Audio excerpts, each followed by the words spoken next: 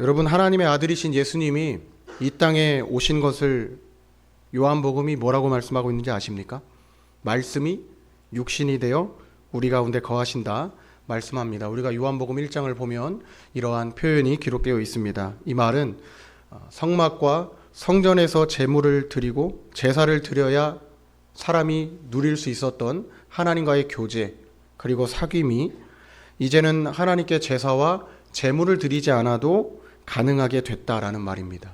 예수님이 곧 하나님이시기 때문에 가능하다는 말입니다. 요한복음은 예수님이 하나님이시고 하나님의 아들이신 것을 사람들이 알게 하려는 목적으로 표적이라는 표현을 사용합니다. 뿐만 아니라 표적이라는 말을 직접적으로 사용하고 있지 않는 경우도 있습니다. 그렇다 하더라도 사람들이 이 글을 읽어보았을 때 누구라도 예수님이 하나님이시고 예수님이 하나님의 아들이신 것을 알만한 단서를 제공합니다. 오늘 우리가 함께 읽은 이 말씀은요, 요한복음에 기록된 마지막 표적입니다. 요한복음에는 한 7가지 표적이 기록되어 있는데 요한복음 11장 바로 직전까지의 표적들이 6가지가 기록되어 있습니다. 화면에 나와 있죠. 2장에서는 가나오니 잔치 등등 해서 오늘 마지막 나사로의 부활이 요한복음 11장에 기록되어 있습니다. 그런데 오늘 이 말씀에도 표적이라는 표현이 직접적으로 기록되어 있지는 않습니다. 표적은 하나같이 놀랄만한 일로 예수님이 하나님이시고 하나님의 아들이라 불리실 만한 것을 증명합니다. 예수님이 죽은 나사로를 다시 살리시게 되는 이 사건이 왜 표적일까를 생각해 보면 여러분, 인간의 삶의 시작과 끝을 누가 정하실까요?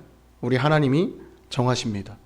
하나님이 우리 인간의 출생과 또 생명의 마감, 그 마지막을 결정 지으시는 분이시라는 것을 보면 예수님이 하나님이시고 하나님의 아들이신 것을 사람들이 알게 됩니다.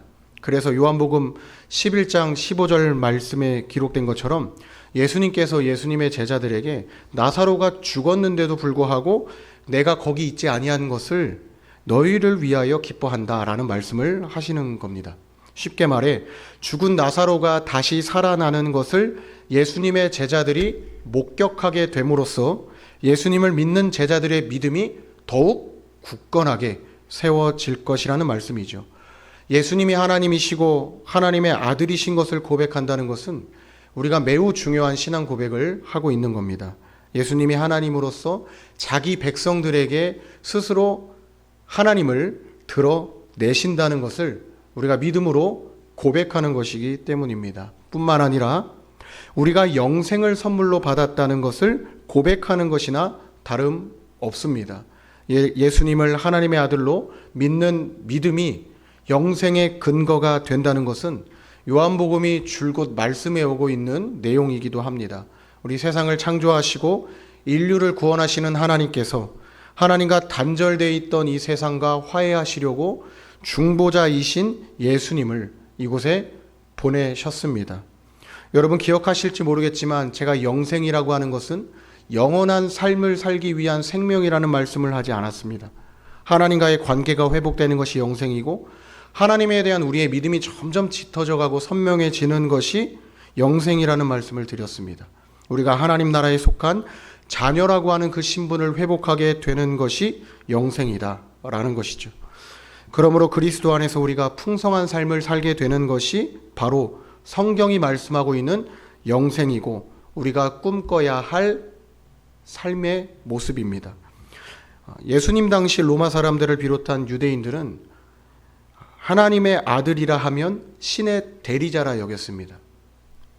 아마도 로마 사람들의 영향을 받은 탓에 유대인들도 하나님의 아들이라는 말씀을 들었을 때 하나님의 대리자이시겠구나 라는 생각을 했을 것 같아요.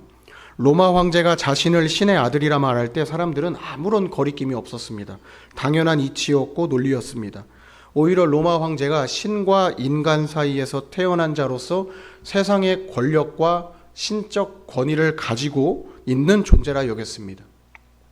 그런데 예수님께서 스스로 가리켜 내가 하나님의 아들이고 하나님이라는 말씀을 하실 때 사람들은 적지 않은 충격을 받았을 거예요. 아니, 저분이 하나님의 아들이라는 것은 내가 믿겠는데 하나님이시라고? 어떻게 하나님과 동등한 분이라 말할 수 있지? 라는 질문을 던졌을 겁니다. 로마 사람들이 볼 때 이제껏 하나님의 아들이라 여길 만한 존재는 로마 황제뿐이었습니다. 반면에 유대인들의 관점에서 로마 황제와 버금가는 세상 권력과 신적 권위를 가지고 있는 메시아, 하나님의 아들은 어떤 분일까요? 우리를 로마에서 구원해 주실 분이었습니다. 하지만 여러분도 알다시피 예수님은 로마나 유대인들이 인정하고 기다리던 모습의 왕과 메시아가 아니었습니다. 오히려 사람들이 목격한 예수님의 모습은 도무지 이해할 수 없는 말과 행동으로 갈등을 유발하는, 흔히 말해 구타 유발자였습니다. 무엇을 말씀하시든지 어떤 행동을 하든지 맞을 짓만 하시고 매를 버는 말만 하시는 분으로 보였습니다. 그렇다 보니 유일하게 예수님을 믿고 따라야 할 것 같은, 소위 말해 저와 같이 교회를 위해, 성전을 위해 봉사하고 헌신하는 종교 지도자들이 예수님의 아군이 되어 있지 않고 적군이 되어 있었습니다. 예수님과 종교 지도자들이 서로 갈등을 일으킬 만한 이유가 요한복음 10장 31절 말씀에 기록되어 있습니다. 여러분 가지고 있는 성경책도 한번 보시면 이 말씀을 보면 유대인들이 다시 돌을 들어 치려 하거늘 이라고 말씀하고 있습니다. 예수님의 이전에 하셨던 나는 양의 문이야. 양은 목자의 음성을 듣고 목자를 따르는데 너희는 내 양이 아닌 것 같다. 그래서 너희가 나를 믿지 않는 것 같아. 나와 아버지는 하나거든. 이라는 말씀을 유대인과 종교 지도자들은 갈등의 이유로 삼았습니다. 이어지는 말씀은 유대인들이 왜 예수님을 돌로 쳐 죽이려고 했는지 구체적으로 이유를 밝히고 있습니다. 요한복음 10장 33절 말씀 우리 함께 읽어볼까요? 10장 33절입니다. 시작. 선한 일로 말미암아 우리가 너를 돌로 치려는 것이 아니라 신성 모독으로 인함이니 내가 사람이 되어 자칭 하나님이라 함이로라. 아멘. 스스로를 가리켜 하나님이라 말하는 예수님의 말과 행동을 유대인들은 도무지 이해할 수 없었습니다. 종교 지도자들도 마찬가지로 이해할 수 없었겠죠. 종교 지도자들도 유대인이니까요. 차라리 예수님이 처음부터 사람들이 기대하던 메시아라는 것을 나타내시고 세상 권력과 하나님에게서 부여받으신 권위를 자랑하면서 로마를 다스리고 이스라엘 백성들 앞에 나타나셨다면 사람들의 기대와 반응은 달랐겠죠. 서로 모셔가려고 하지 않았겠어요? 우리 집에 먼저 와주시죠 라고 자랑했을 겁니다. 그러나 예수님은 사람들이 기대하던 메시아로서 세상 권력과 신적 권위를 드러내지 않으셨습니다. 하나님의 계획은 세상의 방식과는 차원이 다른 방법으로 예수님 자신을 하나님과 하나님의 아들로 선포하시는 데 있습니다. 하나님이신 예수님께서 인류를 위해 십자가에서 고난당하시는 방법으로 세상을 섬기는 것이 하나님의 계획입니다. 지금 예수님은 하나님의 아들로서 하나님의 계획을 따르고 있을 뿐입니다. 여러분, 나사로가 죽을지도 모른다는 소식은 우리 인간적인 마음으로 보더라도 예수님께서 예수님의 제자들에게 다시 유대 땅으로 돌아가자고 말씀하실 만큼 의미가 있는 일입니다. 왜냐하면 불과 얼마 전까지만 하더라도 신성 모독이라는 이유로 돌로 쳐 죽임을 당할 뻔 하셨지만 나사로는 예수님이 사랑하시는, 예수님과 각별한 사이였던 사람이기 때문에 그렇습니다. 예수님이 제자들과 함께 다시 유대 땅으로 돌아가자고 말씀하실 만한 충분한 이유가 있습니다. 하지만 놀랍게도 예수님은 마리아와 마르다가 도움을 요청하기 위해 사람을 보내고 주님이 사랑하시는 나의 오라버니 나사로가 죽게 생겼습니다 라고 말씀하셨는데도 불구하고 유대 땅으로 바로 돌아가시지 않습니다. 6절 말씀을 보면 며칠을 더 계시던 곳에 머무셨냐면 이틀을 더 머물러 계셨습니다. 1절에서 3절 말씀을 한번 띄워봐 주시겠어요? 반복해서 나사로가 병든 것을 강조하고 있습니다. 여기서 말씀하고 있는 어떤 병자가 누굴까요? 나사로죠. 그리고 2절 말씀에도 병든 나사로는 이라고 말씀하고 있고 3절 말씀에서도 사랑하시는 자가 병들었나이다라고 말씀하죠. 여러분, 3번 병들었다는 것을 강조한다는 것은 나사로가 정말 죽을 것 같은 위독한 상황에 있다는 것을 우리에게 알려주는 것이죠. 그럼에도 불구하고 예수님은 나사로의 병을 가리켜 뭐라고 말씀하시죠? 죽을 병이 아니다 말씀하십니다. 하나님의 영광을 위해 나사로가 이 일을 겪는 것이다 라는 것을 말씀하시면서 정작 베다니로 바로 달려가시지 않았습니다. 이틀을 더 계신 곳에서 머무시죠. 왜 이런 행동을 하시는 것일까요? 단순히 나사로를 사랑하고 아끼는 마음보다 앞서 있는 하나님의 계획이 나사로의 죽음에 감춰져 있기 때문입니다. 어떤 계획이 감춰져 있을까요? 하나님의 아들이신 예수님이 영광을 받게 하려는 하나님의 계획이 이 안에 감춰져 있습니다.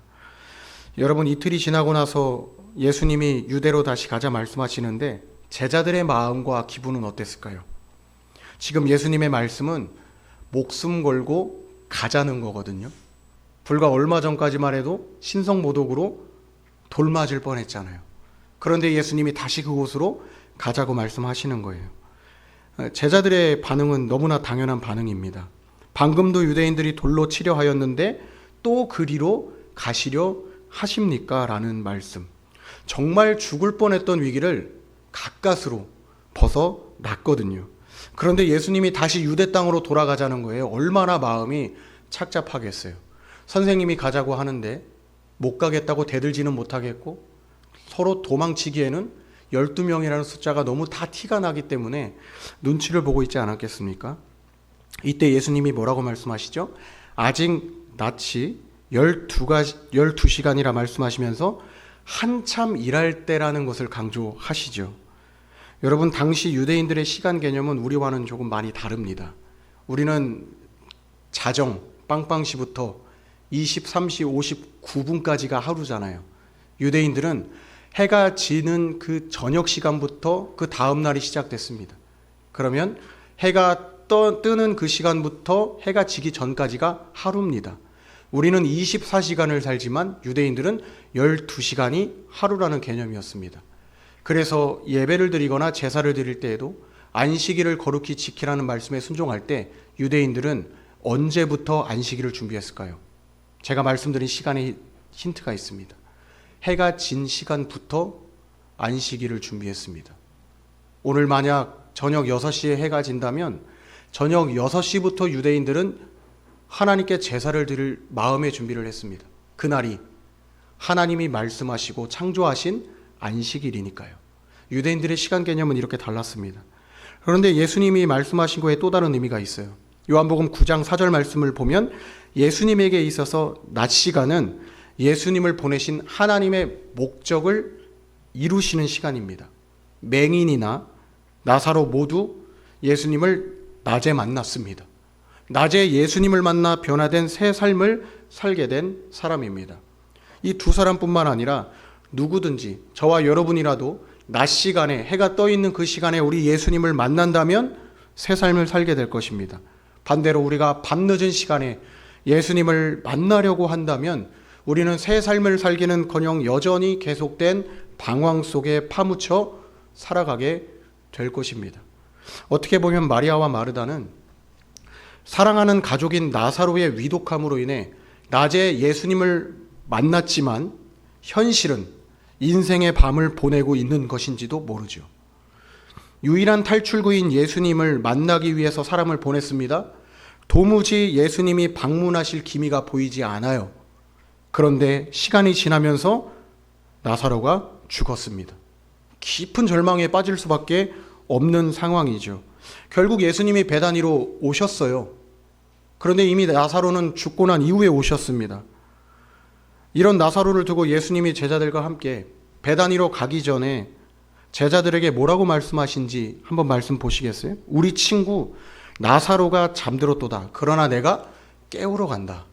라는 말씀을 하시죠. 예수님의 말씀을 듣고 난 제자들은 정말 나사로가 자고 있는 줄 알았습니다. 그래서 주여 잠들었으면 낫겠나이다 라는 말씀을 한 거예요. 예수님과 제자들의 서로 엇갈린 반응을 13절 말씀이 기록하고 있습니다.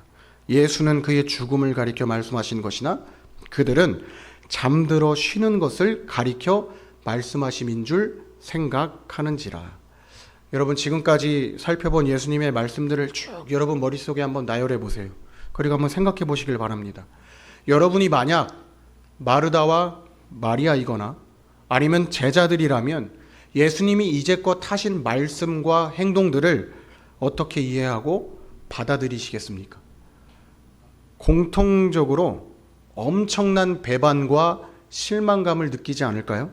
먼저 마르다와 마리아가 느꼈을 배반감과 실망은 예수님께 당당히 나사로를 사랑하시는 자라고 소개할 만큼 그동안 나는 예수님과 가깝다고 생각했는데 아니라고 여길 만큼 예수님의 반응이 더딘 겁니다. 이제는 아니라는 생각이 강하게 계속해서 밀려오니까 손에 아무것도 붙잡히지 않고 계속된 실망감만 쌓여가는 거죠. 예수님의 제자들은 어떨까요? 예수님이 나사로가 위독하다는 소식을 들었는데도 불구하고 이틀을 더 머무시고 가시지 않는 모습을 보면서도 왜 그러실까라는 생각을 할 법하지만 나사로를 진작 만나셨을 때 그가 잠잔다 말씀하셨는데 불구하고 막상 가보니 죽어 있는 것을 보면 예수님에 대해서 실망하지 않겠습니까? 살인자처럼 느껴지잖아요. 위급할 때 살려달라고 SOS를 쳤는데 안 가셨잖아요. 그러나 예수님은 마리아와 마르다 그리고 예수님의 제자들의 이런 마음을 아십니다.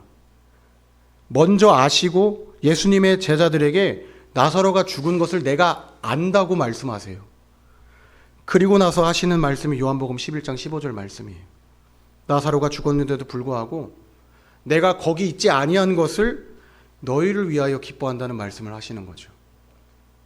여러분, 이 말씀이 내가 나사로를 죽인 거에 너네도 같이 방관하고 같이 이 일을 저지른 공범이야 라고 하시는 말씀일까요? 아니거든요.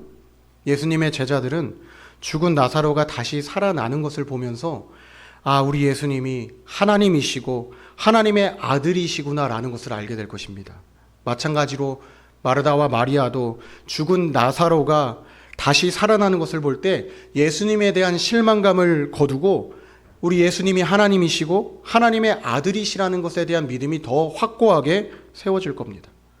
이어지는 말씀, 우리도 주와 함께 죽으러 가자는 도마의 말처럼 예수님이 다시 베다니로 예루살렘 가까이로 가신다는 것은 사랑하는 친구를 위해 자신의 목숨을 아끼지 않으시겠다는 말과 같습니다.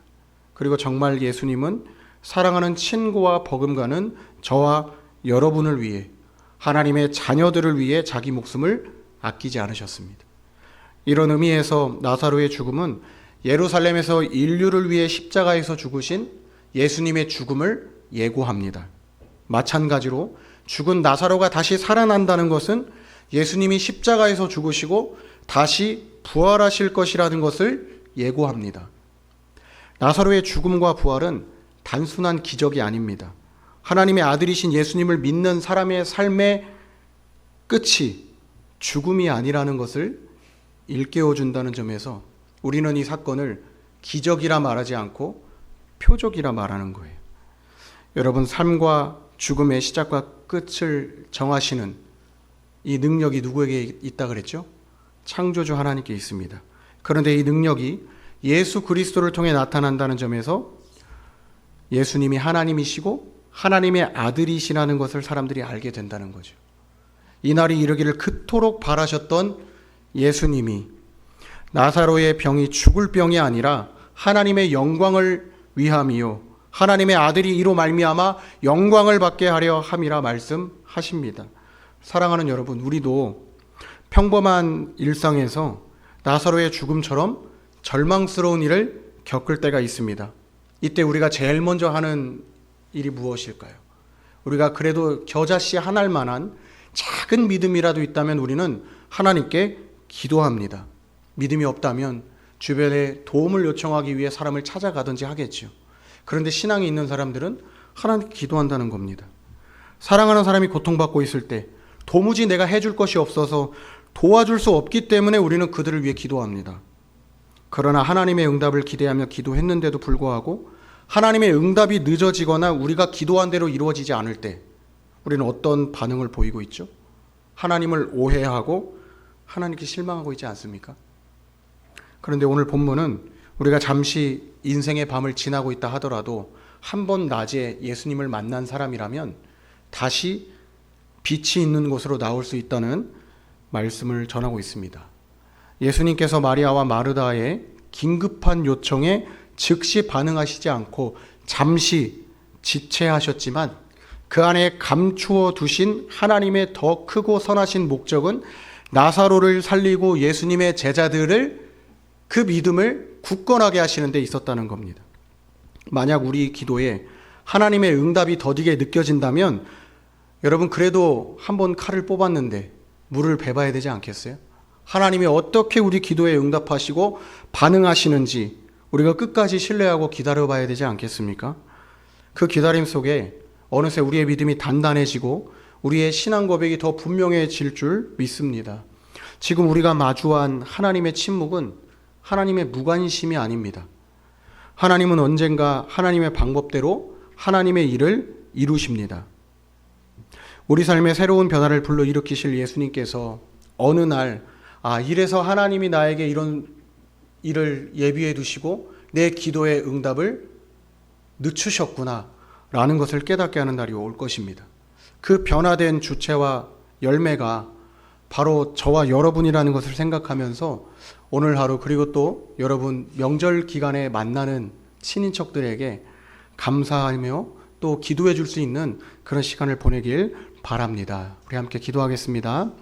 사랑과 은혜가 풍성하신 하나님 아버지, 오늘 요한복음 11장 말씀을 통하여 예수님이 하나님의 아들이심을 다시 고백하게 하시니 감사드립니다. 나사로의 죽음을 통해 우리의 삶과 죽음, 시작과 끝을 다스리시는 분이 하나님이신 것을 알게 하시니 감사합니다. 하나님, 우리가 나사로의 죽음과 같은 절망과 기다림을 우리 삶 속에서 경험할 때 하나님을 쉽게 오해하거나 실망하지 않도록 우리 마음을 붙들어 주시길 기도합니다.